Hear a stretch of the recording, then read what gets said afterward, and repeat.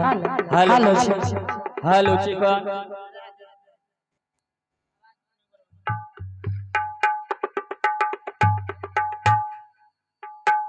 Hello hello hello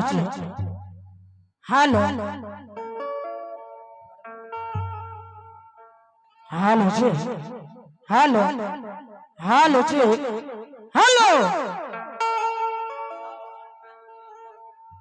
hello hello चिकन hello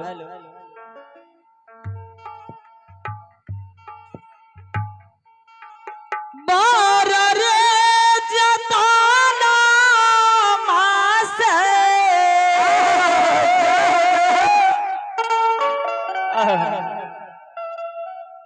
सुगना के पोसली रे पिंजरावा छोड़ के इस सुगा जब ये शरीर का अंदर है तो देखते ही बोलते हैं। यदि ये पिंजरा से यदि सुगा निकल जाए तो सारे की सारे माटी में तन नहीं रहते। इसलिए ये पिंजरा माटी के हमारी तुम्हारे हैं। जैसे कि भगवान हमारी तुम्हारे माटी का शरीर बनाए हैं, जब उस समय आ जाते हैं ये माटी में ही मिलना होता है। लोग कहते हैं पानी में डूब के मरता है, लोग कहता है रोड पर छिपा करके मरता है, लोग कहता है पंखा में जाकर के लपट करके मरता है, जहर खा करके मरता है। लेकिन कारण क्या है? जिस वक्त हमको जन्म हुआ उस वक्त भगवान ही लिखे जहाँ पे ये रास्ता से ही तुमको ही जाना है, तुमको जहर खा करके मरना है, तुमको पानी में डूब करके मरना है। ये सारे भगवान लिखित करके हमारे तुम्हारे जन्म देते हैं। ते माटी के तन में देखो क्या ही गुण है। बार रे जताना मासे असुगना के पोसली रे पिंजरवा छोड़ के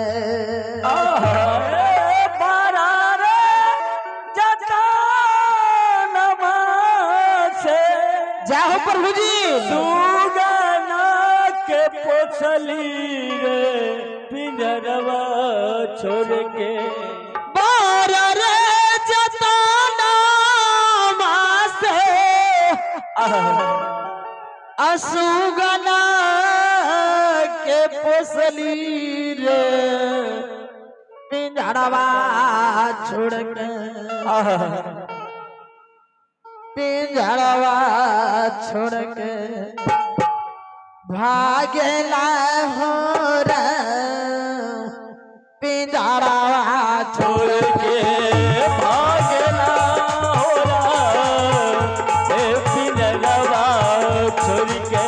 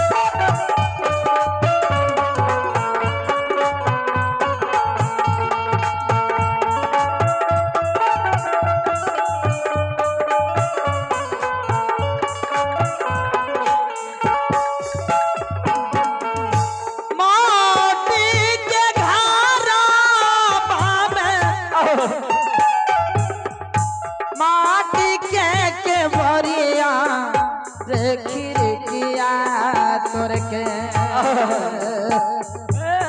माटी के घर माटी के गटिया खिड़किया तोड़ के माटी के दाना माटी के बोरिया रे खिड़किया तोड़ के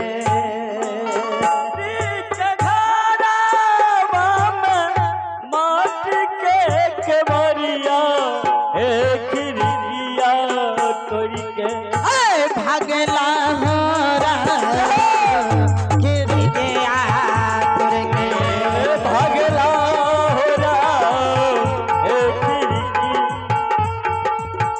भागेला हो खिड़किया तोड़ के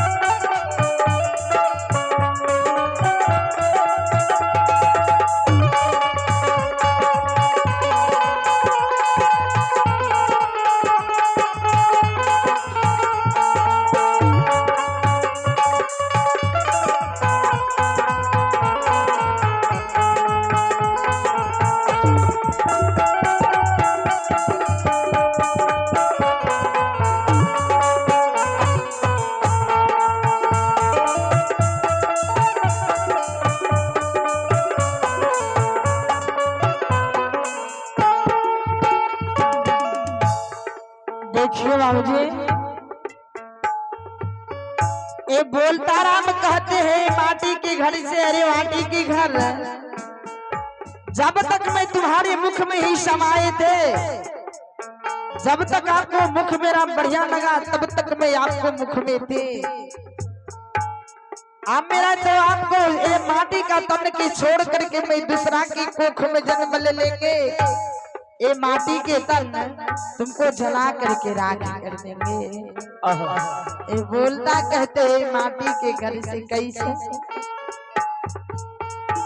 पार रे जताना मासन सुगना के पोसली छोड़ई ते मुहमा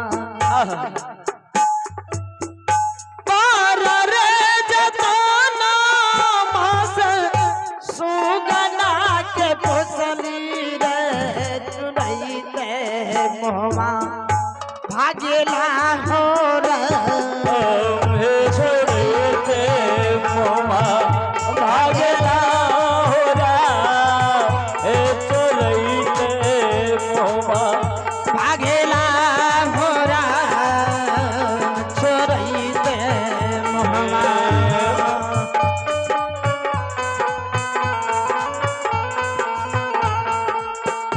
बारो रे जताना मास सुगना के पोसली रे छोड़ई ते मोहमा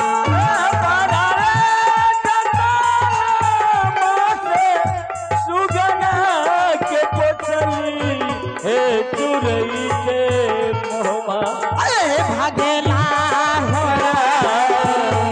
छोड़ई ते मोहमा भागेला हो चुरई के मोहमा भागेला हो छोड़ई ते मोहमा भागेला हो चुरई के मोहमा साहिबा कबीरा बाबा कैलन नीरा गुनिया हो चरनिया धर के साहेबा कबीरा बाबा कैले गुनिया हे चोरई के मोहबा साहिबा कबीरा बाबा कैलन नीरा गुनिया हो चरनिया हो धर के साहेबा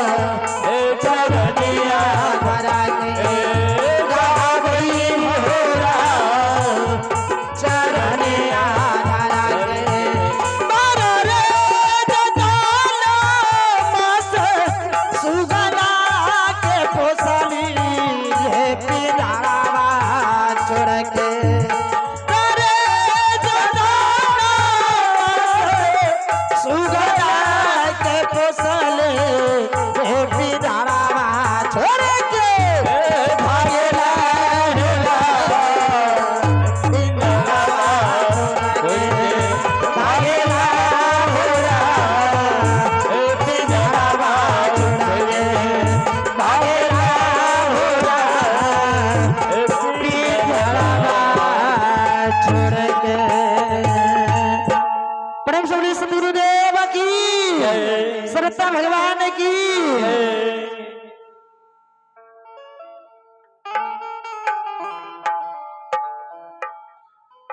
ऋषभ कुमार के तरफ से ये गुरु के दरबार में 51 रुपया का पुरस्कार आए हैं। उनको गुरुदेव से कहते हैं लोड़ बुद्धि दे, ज्ञान दे, शिक्षा दे, जो कि पढ़ लिख करके आगे बढ़े, जो कि दान पुण्य करते रहे। दान दाता की मनहित कहते हैं। जवानी रहते हैं तो मन में व्यक्ति जरूर ही सोच रहे हैं कि हमारे जैसा कोई नहीं। जब वृद्धा हो जाते हैं, उम्र रस रस रस रस व्यक्ति का गिरता जाता है, तो दुनियादारी सबकी ही रस रस भूलते ही जा रहा है। इसलिए जिस तरह पानी में फूल ही खिलते हैं तो अच्छा अच्छा लगता है, यदि उपराहट में हो जाते हैं, यदि ये सूरज के धार लग जाए तो सूख जाते हैं, तो साफे ही मुरझा ही जाते हैं। इसीलिए हमारे कबीर साहब ने भजन में दर्शाए, सुना उत्तरे दिशा से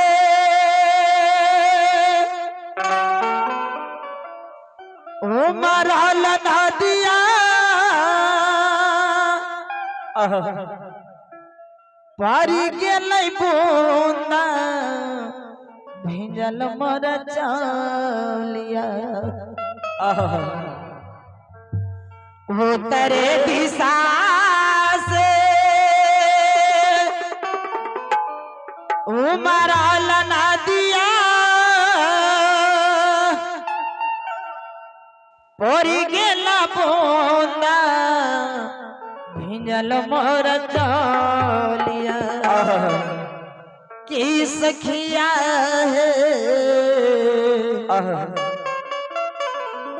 की सखिया है, सरोवर गेला सुखाई कवल उमलाई गेला।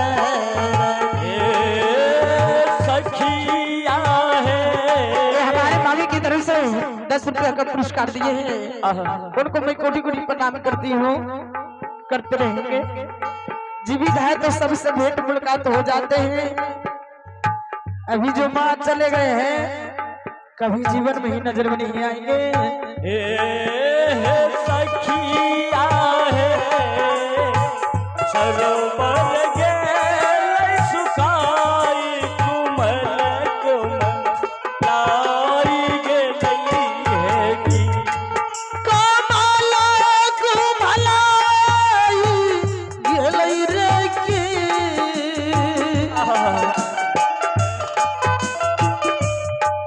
कमल कुमलाई गेलै रे की। कमल कुमलाई गेलै रे की। कमल कुमलाई गेलै रे की। के सखिया है, सरोवर गेलै सुखाई कमल कुम्हलाई गेलै। की सखिया है, सरोवर गेलै सुखाई कमल कुमलाई गेलै है की। कमल कुम्हलाई गेलै रे की। कमल कुमलाई गेलै रे की। सखिया है, सरोवर गेलै सुखाई कमल कुम्हलाई गेलै। की सखिया है, सरोवर गेलै सुखाई कमल कुमलाई गेलै है की। के सखिया है,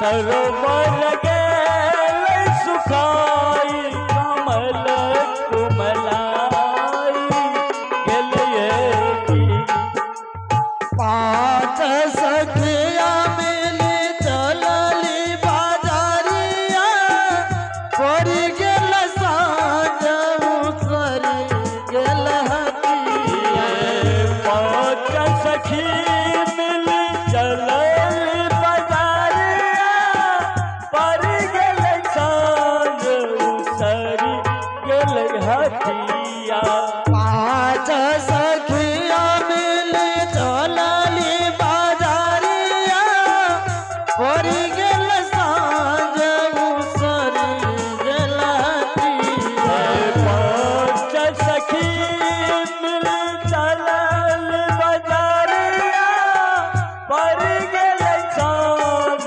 उसरी गेल हटिया की सखिया है की सखिया है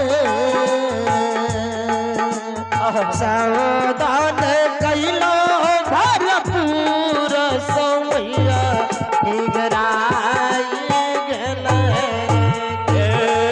की सखिया है सौदा कैलौ भरपूर समैया लगराई गेलिए गे की सखिया है सावधान कैलो भरपूर सौया निगराई गेल की सखिया है सौदा कैलौ भरपूर समैया लगराई गेलिए गे समैया निगराई गेलै रे की समैया निगराई गेलै रे की समैया लगराई गेलै रे की समैया लगराई गेलै हो की के सखिया सावधान कैलो भरपूर समैया निगराई गेलै रे की सखिया है सौदा न कैलौ भरपूर समैया लगराई गेलै की के सखिया है सावधान कैलो भरपूर समैया निगराई गेलै रे की सखिया है सौदा न कैलौ भरपूर समैया लगराई गेलिए की सात सुखी केरा बनल कन्हैया वही पर बैठल पाँचों भैया सुखी केरा बनल कन्हैया ओही पर बैठला पाँचो रे भैया सात सुखी केरा बनल कन्हैया वही पर बैठल पाँचों भैया सरसों के तकेरा बनल कन्हैया ओही पर बैठला पाँचो ये भैया के सखिया है के सखिया है के बात भेलैया नाचीना से कैसे पार जाई बार की सखिया है आगे बट भेलै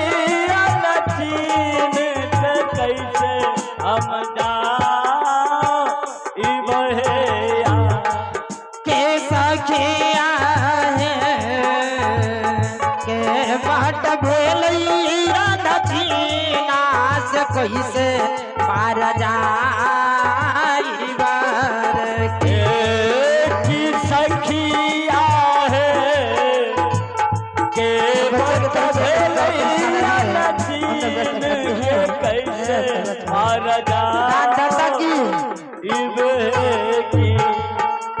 साहेबा कबीर ये हो गैल नीरा गोनिया सोच समझ पद धरू है सजन सहबा कबीरा ये हो गैलन निरगुनिया सोच समझ पर ये धनिया साहेबा कबीर ये हो गैल नीरा गोनिया सोच समझ पद धरो है सजन सहबा कबीरा ये हो गैलन निरगुनिया सोच समझ पर धरू ये सजनिया की सखिया है की सखिया है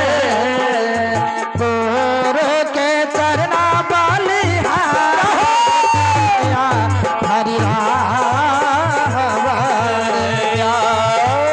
सखिया है गुरु के चरना बलिहारे चरनिया हरि हमारे सखिया है गुरु के चरना बलिहारे चरनिया हरि हमारे के प्रेम से बोलिए श्री सतगुरु महाराज की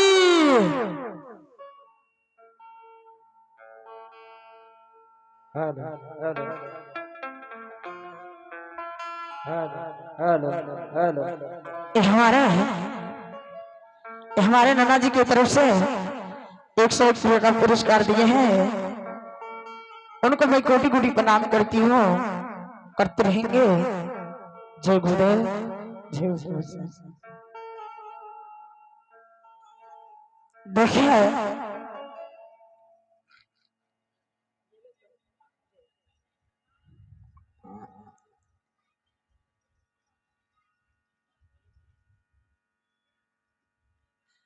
जहां होते रहते हैं व्यक्ति का जीवन धनी ही हो जाते हैं